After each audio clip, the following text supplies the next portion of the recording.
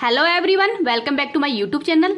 आज है 20 सितंबर और आज की क्लास के अंदर अपन जो आपकी फुलपत्ती वाली क्लास है उसका रिवीजन करेंगे। तो ये क्लास है वो वेरी इंपॉर्टेंट होने वाली है, तो प्लीज़ ध्यान से पढ़ना। तो चलो अब बिना देर की आज की क्लास की शुरुआत करते हैं क्वेश्चन नंबर 1 से। भारत ने किस देश के राजनयिक को निष्कासित कर दिया गया है? तो हाल ही के अंदर भारत के द्वारा जो कनाडा का जो राजनयिक है उसको निष्कासित कर दिया गया है। तो पहले तो जो कनाडा है उसके द्वारा भारत का जो राजनयिक है उसको निष्कासित किया था, और भारत ने कल यानी कि 19 सितंबर को ही जो कनाडा का राजनयिक है उसको निष्कासित कर दिया गया है। तो ये कारण क्या है? जो हरदीप सिंह निज्जर है जो कि खालिस्तान समर्थक जो समूह है उसका ही ये मतलब लीडर था, इसकी हत्या हो गई थी। जिसने की जो कनाडा है उस आरोप लगा रहा है कि भारत के द्वारा इसकी हत्या की गई है। तो कनाडा को आरोप है कि इसकी हत्या वो भारत के द्वारा की गई है। तो जो कनाडा के पीएम है जस्टिन ट्रूडो के द्वारा ही आरोप लगाया गया है, इस वजह से ये थोड़ा मामला है वो चल रहा है। अब देखते हैं कि कनाडा की राजधानी ओटावा है और विश्व की सबसे लंबी जो तटीय सीमा है वो भी कनाडा की है, भारत के अंदर गुजरात की है। मॉन्ट्रियल के अंदर ही जो COP 15 है जो कि जैव विविधता से संबंधित है, इसका आयोजन भी किया गया था और इसकी अध्यक्षता है वो चीन के द्वारा की गई है। 16 सितंबर 1987 को ही मॉन्ट्रियल प्रोटोकॉल भी हुआ था ओजोन परत के संरक्षण के लिए ही, और ओजोन दिवस है ये 16 सितंबर को मनाया जाता है, तो इसको भी याद रख लीजिएगा। गेहूं की सबसे बड़ी मंडी कहाँ पे है? तो विनिपेग कनाडा में ही है। कनाडा के अंदर कौन कौन सी झील है? तो ग्रेट बियर झील, ग्रेट स्लेव झील, अथावास्का झील और रेडियर झील तथा विनिपेग झील। तो ये कनाडा के अंदर जो महत्वपूर्ण झील है इनका नाम भी याद रख लीजिएगा। अब कनाडा के अंदर औद्योगिक नगर कौन कौन से हैं? ये मतलब औद्योगिक नगर इस वजह से करा रही हूँ क्योंकि राजस्थान के अंदर जो RS प्री का एग्जाम होने वाला है तो उसके लिए ये क्वेश्चन है थोड़ा इंपॉर्टेंट है। तो जो भी RS का एग्जाम दे रहे हैं उनके लिए तो वेरी इंपॉर्टेंट है, तो वो तो इस क्लास को जरूर देखना है। तो जो कनाडा का जो हैमिल्टन है ये लोहा इस्पात के लिए फेमस है, ओटावा है ये कागज उद्योग के लिए, विंडसर है ये कनाडा का डेट्रॉय भी कहलाता है, सेंट जोन्स है ये मत्स्य उद्योग के लिए फेमस है, और जो सरनिया नगर है ये रिफाइनरी के लिए फेमस है। तो इनका नाम है वो याद रख लीजिएगा। मैकेंजी नदी है ये ग्रेट स्लेव झील है, वहाँ से इसका उद्गम होता है। तो जो ग्रेट स्लेव झील है कनाडा के अंदर वहाँ से मैकेंजी नदी है इसका उद्गम होता है, तो इसको भी याद रख लीजिएगा, वेरी इंपॉर्टेंट है। इस क्लास की PDF है वो आपको टेलीग्राम पे मिल जाएगी। टेलीग्राम का लिंक इस वीडियो के कमेंट सेक्शन के अंदर पिन कर दूंगी, तो वहां से आप इसकी PDF प्राप्त कर सकते हैं। नेक्स्ट देखते हैं क्वेश्चन नंबर 2, वेरी इंपॉर्टेंट है। नए संसद भवन के अंदर ही प्रस्तुत महिला आरक्षण विधेयक नारी शक्ति वंदन अधिनियम के तहत ही महिलाओं को कितने प्रतिशत आरक्षण का प्रावधान किया गया है? तो 33%। तो जो प्रधानमंत्री मोदी जी हैं उनके द्वारा ही जो महिलाओं के संबंध जो आरक्षण है इसका नाम नारी शक्ति वंदन अधिनियम है वो रखा है। तो जो संसद का पहला दिन है वो 19 सितंबर 2023 को ही जो नया संसद भवन है वहां पर ही ये अधिनियम है वो पेश किया गया है, और इसको पेश करने वाले हैं अर्जुन राम मेघवाल जो कि कानून मंत्री है, उनके द्वारा ये बिल है वो प्रस्तुत किया गया है। लोकसभा के अंदर प्रस्तुत किया गया था और 128वां संविधान संशोधन बिल है। इसके अंतर्गत ही लोकसभा व राज्य विधानसभा तथा दिल्ली के अंदर महिलाओं के लिए 33% जो सीट है वो आरक्षित कर दी जाएंगी। शुरुआत के अंदर ये 5 साल के लिए लागू होगा, लेकिन आगे फिर इसको एक्सटेंड कर सकते हैं। पारित होने पर यह प्रभावी कब होगा? तो ये परिसीमन के बाद में ही ये प्रभावी होगा। तो परिसीमन है इसका उल्लेख अनुच्छेद नंबर 82 के अंदर किया गया है, और जो लोकसभा क्षेत्र है उसका निर्धारण किया जाएगा। तो अब तक परिसीमन कितनी बार किया जा चुका है? 4 बार, 1952, 62, 72 और 2002 के अंदर ही। तो इनको भी याद रख लीजिएगा। अगला परिसीमन है वो 2026 तक संभावित है, तो उसके बाद में ही लागू होगा।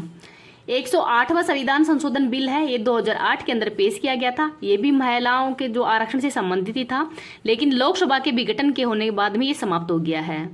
4th परिसीमन 2002 के अंदर हुआ है, तो इसकी अध्यक्षता किसके द्वारा की गई थी? तो जस्टिस कुलदीप सिंह आयोग, तो जस्टिस कुलदीप सिंह के द्वारा ही, तो इसको भी याद रख लीजिएगा। आगे देख लेते हैं क्वेश्चन नंबर 3। यूनेस्को की विश्व विरासत सूची के अंदर ही शामिल 42वां भारतीय स्थल कौन सा है? तो इसका नाम है होयसल मंदिर समूह कर्नाटक, तो ये कर्नाटक के अंदर ही है। तो इसके अंतर्गत 3 मंदिर समूह है वो शामिल है, बेलूर, हेलोबिद्दू और सोमनाथपुर। तो ये 3 मंदिर समूह है वो इसके अंदर शामिल है। अब देखते हैं कि कर्नाटक के अंदर और कौन कौन से स्थल हैं जो कि विश्व विरासत सूची के अंदर ही शामिल है। तो हम्पी शामिल है पश्चिमी घाट 2012 के अंदर, और पट्टाडक्कल मंदिर है ये भी इसके अंदर ही शामिल है।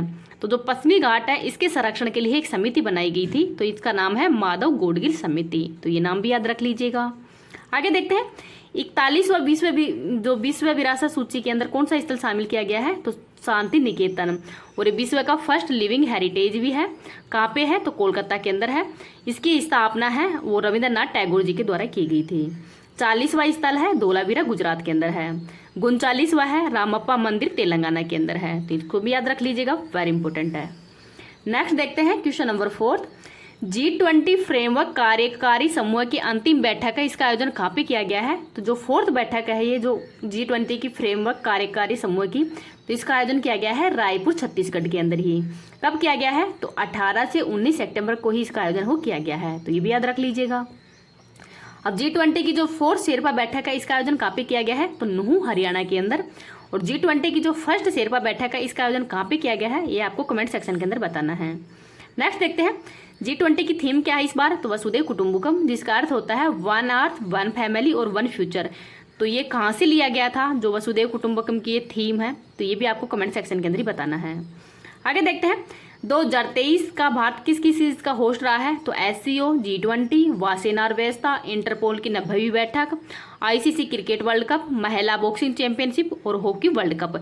तो जो हॉकी वर्ल्ड कप है इसका आयोजन कहाँ पे किया गया है? तो उड़ीसा के अंदर किया गया है, 15वें नंबर का है। और इसका विजेता है वो कौन है? तो विजेता इसका जर्मनी है। और किसको हराकर? तो बेल्जियम को हराकर ही। तो ये भी याद रख लीजिएगा। अब देखते हैं कि G20 के बारे में। G20 2023 का होस्ट भारत है। G20 2022 का होस्ट है वो इंडोनेशिया था। और G20 2023 का होस्ट 24 का होस्ट है वो ब्राजील है। इसको भी याद रख लीजिएगा। अब आपसे मैंने क्वेश्चन पूछा था कि जो फर्स्ट जो शेरपा बैठक है इसका आयोजन कहाँ पे किया गया है? तो जोधपुर, राजस्थान के अंदर। तो G20 की स्थापना 1999 में की गई है। इसके अंतर्गत 19 देश और एक यूरोपीय यूनियन है वो शामिल है। वर्तमान के अंदर इसके अंदर 19 देश, एक यूरोपीय यूनियन और अफ्रीकन यूनियन है, इसको भी शामिल कर लिया गया है। तो जो अफ्रीकन यूनियन है इसके अंदर टोटल 55 देश हैं और इसकी स्थापना है वो 1953 को की गई है। तो 1953 को इसकी स्थापना की गई है। हेडक्वार्टर अदीस अबाबा है। इसके वर्तमान में अध्यक्ष है अजाली ओसामानी। तो अजाली ओसामानी है वो इसके वर्तमान में अध्यक्ष है। तो जो G20 सम्मेलन है इसकी बैठक का आयोजन है वो नई दिल्ली के अंदर ही 9 से 10 सितंबर को की गई थी, भारत मंडपम के अंदर ही। और जो भारत मंडपम है इसके बाहर ही नटराज की मूर्ति भी लगी हुई है। तो ये भी याद रख लीजिएगा। आगे देख लेते हैं क्वेश्चन नंबर 5। ऑपरेशन सजग है, इसका आयोजन कहाँ पे किया गया है? मतलब आयोजन है वो किसके द्वारा किया गया था? तो जो भारतीय तटरक्षक बल है उसके द्वारा इसका आयोजन करवाया जा रहा है, पश्चिमी तट की सुरक्षा के लिए ही। तो जो भारतीय तटरक्षक बल है इसके वर्तमान में हेड कौन है? तो राकेश पाल है। तो इसकी नियुक्ति हाल ही के अंदर की गई है, इस वजह से चर्चा में भी है। मालाबार अभ्यास का आयोजन तो इंडिया, भारत, USA और ऑस्ट्रेलिया, इन 4 देशों के द्वारा करवाया जाता है। और इन चारों देशों को क्वाड के नाम से जाना जाता है। और क्वाड की बैठक कहाँ पे हुई थी 2023 के अंदर? तो जापान में हुई है। और G7 की बैठक तो ये भी जापान के अंदर ही हुई थी। तो मालाबार अभ्यास का होस्ट कौन था पहली बार? तो ऑस्ट्रेलिया है। जायद तलवार युद्ध अभ्यास का आयोजन भारत और UAE के मध्य किया जाता है। तो इसको भी याद रख लीजिएगा, वेरी इंपॉर्टेंट है। ऑपरेशन पोलो 1948 के अंदर ही हैदराबाद का विलय भारत में करने के लिए शुरू किया गया था। ऑपरेशन क्लीन पंजाब के अंदर शुरू किया गया था, नशा मुक्ति के लिए ही। ऑपरेशन गोल्डन आर्म ये ब्रिटेन के जो चार्ल्स थर्ड हैं उसकी ताजपोशी के लिए शुरू किया गया है। ऑपरेशन जीरो ओवर्स 1942 के अंदर ही भारत छोड़ो आंदोलन के समय। ऑपरेशन विजय 1961 के अंदर ही गोवा को पुर्तगालियों से मुक्ति के लिए चलाया गया था। ऑपरेशन मेघदूत 1984 के अंदर ही सियाचिन पर विजय के लिए चलाया गया है। तो ये महत्वपूर्ण ऑपरेशन है, इनको याद रख लीजिएगा। ऑपरेशन करुणा है ये म्यांमार के अंदर चलाया गया है। ऑपरेशन कावेरी है ये सूडान के अंदर चलाया गया था। ऑपरेशन दोस्त है ये तुर्की व सीरिया के अंदर चलाया गया था। ऑपरेशन देवी शक्ति है ये अफगानिस्तान के अंदर चलाया गया था। और ऑपरेशन गंगा है ये यूक्रेन के अंदर चलाया गया था। तो इसको भी याद रख लीजिएगा। नेक्स्ट देखते हैं क्वेश्चन नंबर 6। अंतरियापुरम पुत्थारे कुल्लू जो मिठाई है इसको GI टैग दिया गया है। तो ये किस राज्य की है? तो आंध्र प्रदेश की है।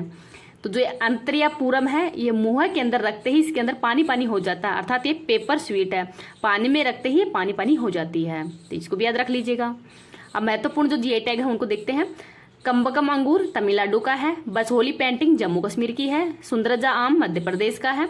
काली मिर्च चावल उड़ीसा का है। और काला चावल है मणिपुर का है। तो इनको याद रख लीजिएगा। GI टैग ये 1999 का एक्ट का है। और ये लागू कब किया गया था? तो 2003 के अंदर ही। पहला GI टैग है वो 2004 के अंदर दिया गया था दार्जिलिंग की चाय पश्चिम बंगाल को ही। और ये वाणिज्य एंड उद्योग मंत्रालय के द्वारा ही दिया जाता है 10 साल के लिए। विश्व के अंदर WIPO के द्वारा दिया जाता है जिसका हेडक्वार्टर जिनेवा स्विट्जरलैंड के अंदर है।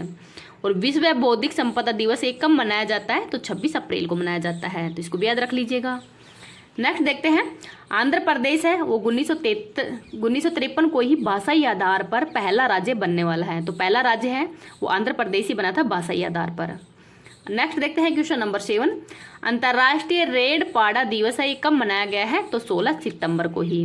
तो जो सितंबर माह का जो 3rd शनिवार है उसको ही रेड पाड़ा दिवस है वो मनाया जाता है। रेड पाड़ा दिवस है ये वर्तमान में विलुप्ति के कगार पर है और जिसके निवास स्थान है उसको बुम्बू ट्री भी कहा जाता है। और ये मूल प्रजाति कहाँ की है? तो जो पूर्वी हिमालय है वहाँ की ये मूल प्रजाति है, तो इसको भी याद रख लीजिएगा। वर्ल्ड वाइड जो फंड है WWF, इसका लोगो क्या है? तो ये पांडा ही है। स्थापना कहाँ पे की, मतलब स्थापना कब की गई है? तो 1961 को इसकी स्थापना की गई है। आगे देखते हैं, विश्व बांस दिवस कब मनाया जाता है? तो 18 सितंबर को मनाया जाता है, तो इसको भी याद रख लीजिएगा। नेक्स्ट देखते हैं क्वेश्चन नंबर 8, मुख्यमंत्री लाडली बहना आवास योजना है इसकी शुरुआत कहाँ पे की गई है? तो मध्य प्रदेश के अंदर ही इसकी शुरुआत की गई है 17 सितंबर 2023 को ही। तो जो मध्य प्रदेश का कुसाबू ठाकरे ऑडिटोरियम है वहाँ पर इस योजना की मतलब ये योजना है वो शुरू की गई है। तो इस योजना का उद्देश्य क्या है? तो जो महिलाओं को आवास उपलब्ध करवाना है इसका प्रमुख उद्देश्य है। तो जिन्हें जो आवास योजना है उसके अंदर लाभ नहीं मिला है उनको इस योजना के अंतर्गत ही लाभ देना इसका प्रमुख उद्देश्य है। तो इसके अंतर्गत पात्र कौन होंगे? जिनकी पारिवारिक वार्षिक आय है वो 12,000 रुपये से भी कम होगी वो इसके पात्र होंगे, तो इसको भी याद रख लीजिएगा। आगे देखते हैं, फर्स्ट सौर सिटी, तो ये सांची मध्य प्रदेश के अंदर बन रही है। First unity mall Ujjain Madhya Pradesh में। स्वच्छ वायु सर्वेक्षण के अंदर ही 10 लाख से अधिक आबादी के अंदर पहले स्थान पर कौन है? तो इंदौर है। और 17वां प्रवासी भारतीय जो दिवस है उसका आयोजन कहाँ पे किया गया था? तो इंदौर मध्य प्रदेश में ही किया गया था। और इस पर मुख्य अतिथि कौन थे? तो गुयाना के जो राष्ट्रपति हैं मोहम्मद इरफान वो इस पर मुख्य अतिथि थे, तो इसको भी याद रख लीजिएगा। क्वेश्चन नंबर 9 देखते हैं, सेना में महिला सर्जन नहीं देश की पहली पैरा कमांडो बनने वाली महिला सेना अधिकारी कौन है? तो इनका नाम है पायल छाबड़ा और ये जिंद हरियाणा की रहने वाली है।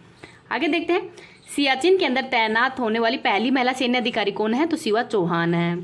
चांद पर जाने वाली पहली महिला, तो ये आर्टेमिस मिशन के तहत ही जाने वाली है, क्रिस्टीना कोच है। वीरता पुरस्कार पाने वाली पहली महिला दीपिका मिश्रा है। भूटान के अंदर ही तैनात होने वाली पहली महिला अधिकारी जो कि प्रोजेक्ट दंतक के तहत ही तैनात होने वाली है, तो इनका नाम है सुरभि जखमोला। कांग्रेस की पहली महिला अध्यक्ष एनी बिसेंट है। और कांग्रेस की पहली भारतीय महिला अध्यक्ष कौन है? तो सरोजनी नायडू है। और भारत की पहली मतलब राज्यपाल भी कौन है? तो भी सरोजनी नायडू ही है, तो इसको भी याद रख लीजिएगा। आगे देखते हैं क्वेश्चन नंबर 10, पीएम मोदी ने ही पुराना जो संसद भवन है उसका नया नाम क्या रख दिया गया है अब? तो संविधान सदन के नाम से जाना जाएगा। जो पुराना संसद भवन है ये अब संविधान सदन के नाम से ही जाना जाएगा। तो ये जो पुराना संसद भवन है इसकी स्थापना 1927 में की गई थी लुटियस व बेकर के द्वारा ही। इसका आकार है वो गोलाकार है और इसको काउंसलिंग हाउस के नाम से भी जाना जाता है, तो ये भी याद रख लीजिएगा। अब देखते हैं कि जो नया संसद भवन बना है इसका उद्घाटन प्रधानमंत्री मोदी जी के द्वारा ही किया गया था 28 मई 2023 को ही वीर सावरकर की जयंती पर। इसका आकार त्रिभुजाकार है और वास्तुकार है वो विमल पटेल हैं। इसके 3 द्वार हैं, क्रम द्वार, शक्ति द्वार और ज्ञान द्वार। तो इन तीनों द्वारों से प्रधानमंत्री, राष्ट्रपति और जो उपराष्ट्रपति हैं वो ही इसके अंदर प्रवेश करते हैं। 3 अन्य द्वार भी हैं, उनसे जो सांसद है वो प्रवेश करते हैं। लोकसभा की जो बैठने की क्षमता है वो 888 है, राज्यसभा की 384 है, तो टोटल क्षमता है वो 1272 है, तो इसको भी याद रख लीजिएगा। तो जो लोकसभा के अंदर ही जो अध्यक्ष बैठेंगे उसके पीछे ही संकुल भी स्थापित किया गया है जो कि चोल साम्राज्य से संबंधित है। और प्रोजेक्ट का नाम क्या है? तो सेंट्रल विस्टा प्रोजेक्ट के तहत इसका निर्माण किया गया है टाटा कंपनी के द्वारा, तो इसको भी याद रख लीजिएगा, वेरी इंपॉर्टेंट है। नेक्स्ट देखते हैं, चंद्रयान जो 3rd मिशन है जो कि चंद्रयान जो 3rd है ये लॉन्च कब किया गया था? तो ये 14 मई 2023 को इसे लॉन्च किया गया था। और ये चंद्रमा की जो दक्षिणी पोल है उस पर लैंडिंग कब किया गया है? तो 23 अगस्त 2023 को ये लैंडिंग किया गया था 6:04 पर ही। तो जो लैंडिंग करा है तो उस दिन को अपन राष्ट्रीय अंतरिक्ष दिवस के रूप में मनाएंगे। और जिस पॉइंट पर ये लैंडिंग किया है वो पॉइंट अब शिव शक्ति के नाम से जाना जाएगा, इसको भी याद रख लीजिएगा। और ये कौन से रॉकेट के द्वारा भेजा गया है? तो LVM 3rd M4 रॉकेट के द्वारा ही भेजा गया था। आगे देख लेते हैं question number 11, cutting edge digital platform launch. तो SBI के द्वारा ही ये प्लेटफॉर्म वो लॉन्च किया गया है। किसके लिए लॉन्च किया गया है? तो जो NRI है, NRE है और NRO है उनके लिए ही इसको लॉन्च किया गया है, तो इसको भी याद रख लीजिएगा। अगर आपको ये क्लास पसंद आई तो प्लीज़ आप इसको ज़्यादा से ज़्यादा लाइक एंड शेयर कर देना। अभी तक चैनल को सब्सक्राइब नहीं किया तो चैनल को सब्सक्राइब कर लेना। अब आगे अपन जो महत्वपूर्ण संविधान संशोधन है उनको भी देख लेते हैं, क्योंकि सर के द्वारा जो सेकंड क्वेश्चन है उसके अंदर संविधान संशोधन से संबंधित जो महिला आरक्षण बिल पेश किया गया था, तो उससे संबंधित अपन जो भी महत्वपूर्ण संविधान संशोधन है उनको देख लेंगे, जिससे कि आपका जो स्टैटिक जीके है उसका रिवीजन हो जाएगा। संविधान संशोधन भाग 20 के अंदर है, अनुच्छेद है 368। दक्षिण अफ्रीका के संविधान से ही ग्रहण किया गया है और जो संशोधन की शक्ति है वो संसद के पास में है। 3 तरीके से संविधान का संशोधन संसद के द्वारा किया जा सकता है, साधारण बहुमत, विशेष बहुमत और जो विशेष बहुमत प्लस में जो आधे राज्य की जो विधानसभा है उससे सहमति से ही। तो साधारण बहुमत के अंदर जो मतदान के अंदर भाग लेने वाले 50% की अनुमति, ये अनुच्छेद 368 के तहत नहीं माने जाएंगे। और इसके अंतर्गत कौन कौन से संविधान संशोधन किए जाते हैं? अनुच्छेद 2 के तहत नए राज्यों का गठन, और अनुच्छेद 3 सीमा या उसके नाम में परिवर्तन, तो ये अनुच्छेद 3 से संबंधित है। तो अनुच्छेद 2 जो वेतन भत्तों से संबंधित है, तो ये सभी साधारण बहुमत से संविधान संशोधन किए जा सकते हैं। अनुसूची नंबर 5, 6, अनुसूची 2 और अनुच्छेद 3, अनुच्छेद 2, ये सब इनके तहत साधारण बहुमत से संविधान संशोधन किया जा सकता है। विशेष बहुमत तो कुल का 50 प्लस में 1 अर्थात मतदान का 2/3 बहुमत चाहिए। और इसके अंतर्गत कौन कौन से, तो जो संविधान अनुच्छेद नंबर 1 वो 3 के अंतर्गत नहीं आते हैं, और जो टाइप 2 के आएंगे तो वो संविधान अधिकांश जो संविधान संशोधन है वो किससे किए जाते हैं? तो विशेष बहुमत से ही किए जाते हैं। और विशेष बहुमत प्लस में जो आधे राज्य की जो विधानमंडल है उसकी सहमति से, तो ये संघीय विषय है या जीएसटी से संबंधित है, ये सभी जो संविधान संशोधन है वो विशेष बहुमत से किए जाते हैं। तो इसमें जैसे राष्ट्रपति का निर्वाचन मंडल है, निर्वाचित विधि है, सुप्रीम कोर्ट हाई कोर्ट से संबंधित है, अनुसूची नंबर 4 से संबंधित है, राज्यसभा की सीटों के आवंटन, तथा अनुसूची नंबर 7 संघ राज्य समवर्ती सूची से संबंधित है। तो ये सभी संविधान संशोधन है ये अनुच्छेद नंबर 368 के अंतर्गत ही किए जाते हैं। और इसमें आधे राज्य की विधान जो मंडल है उसकी भी सहमति लेना जरूरी होता है, तो ये उनसे संबंधित है, तो इनको याद रख लीजिएगा।